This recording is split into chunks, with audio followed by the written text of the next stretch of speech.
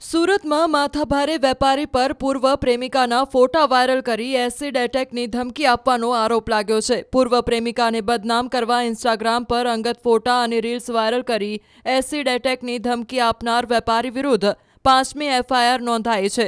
GPS ટ્રેકરથી પીડિતાની જાસૂસી કરવાથી લઈને કાર સળગાવવા સુધીના ગંભીર આરોપો બાદ પોલીસે તપાસનો ધમધમાટ તેજ કર્યો છે। और 2024 में मैंने इनके ऊपर रेप केस किया था, जिसके लिए इनके ऊपर जिनसे ये जेल भी गए थे और जेल से आने के बाद भी इनका लगातार टॉर्चरिंग परेशान करना आज तक जारी रहा है।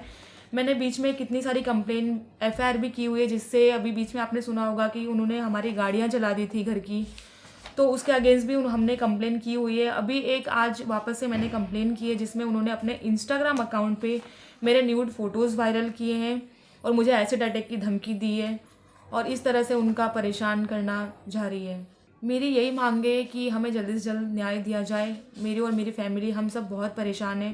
वो मुझे टॉर्चर इतना कर दिया है कि अब अगर न्याय नहीं मिला तो अब मेरे पास सुसाइड करने के अलावा और कोई रास्ता नहीं है। गत तारीख 21 ફેબ્રુઆરી 2025ના રોજ અલથાણ પોલીસ સ્ટેશન ખાતે જે ફરિયાદી છે આવેલા ને એમણે જણાવેલ કે જે આરોપી જે છે મિતેશ જૈન એમણે એમના જે ફોટા જે છે પોતાની ઇન્સ્ટાગ્રામ ચેનલ પર વાયરલ કરેલા હોય જે બાબતે તેમણે પોતાનું સ્ક્રીન રેકોર્ડિંગ રજૂ કરતા ગત તારીખ 21/2/2025ના રોજ આરોપી મિતેશ સંપતલાલ જૈન વિરુદ્ધ અલથાણ પોલીસ સ્ટેશનમાં આઈટી એક્ટની કલમ 66E 67 અને 67A મુજબ ગુનો દાખલ કરવામાં આવેલ છે।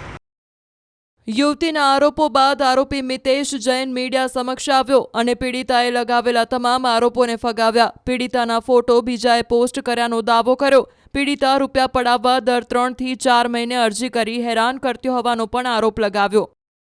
એમાં એક છોકરીએ મારા ઉપર એક અરજી કરેલી છે ને એફઆઈઆર થયેલી છે એમાં કે મેં એના ફોટો વાયરલ કરેલા છે। મેં એના કોઈ બી ફોટો વાયરલ નહીં કરેલા છે। એના ઇન્સ્ટાગ્રામ ઉપર 2020થી આ ફોટો અપલોડેડ છે। મેં ભૂલથી ખાલી શેર કરેલા છે મારા ગ્રુપમાં। એ શેર કરીને મેં પાછા અડધો 1 કલાકમાં ડિલીટ કરી નાખ્યા, મતલબ અનસેન્ડ કરી નાખેલા છે। ને એને કંઈ મારા ઉપર એક આક્ષેપ કરેલા છે કે ભાઈ મેં એના ઉપર એસિડ અટેક કરું છું।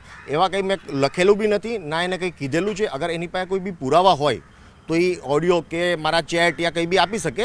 મેં કોઈ બી એને એસિડ અટેકનું કોઈ બી વાત કરી જ નથી। એ ખોટા મારા ઉપર આક્ષેપો કરે છે ને ખોટી એફઆઈઆરને અરજી કરીને મને હેરાન કરવાની કોશિશ કરે છે। બહુ જૂના ટાઈમથી મારા એના સંબંધ હતા, એના કારણે એ અદાવત માટે મારા ઉપર ખોટી દર 3 મહિના 4 મહિના થાય એટલે અરજી કરે કે એફઆઈઆર કરે। એ ભાઈ એને બીજું એક જ છે કે ખાલી પૈસા આપો, એના માટે એ મારા પર અરજીઓ કર્યા કરે ને ભાઈ ખોટી અરજી કરે ને પછી એફઆઈઆર કરાવે। આરોપી સામે આ કોઈ પહેલો ગુનો નથી। અગાઉ પણ વેપારી સામે ગંભીર ગુનાઓની ફરિયાદો નોંધાઈ ચૂકી છે। ડુમસ સાયલન્ટ ઝોન ફાયરિંગ વિવાદ અને પીડિતાના પરિવારજનોની કાર સળગાવવાનો પણ આરોપ છે। અગાઉ દુષ્કર્મની ફરિયાદ બાદ સમાધાન થયું હતું, જો કે આરોપીની હેરાનગતિ બંધ ન થતાં પોલીસે હવે કડક વલણ અપનાવ્યું છે।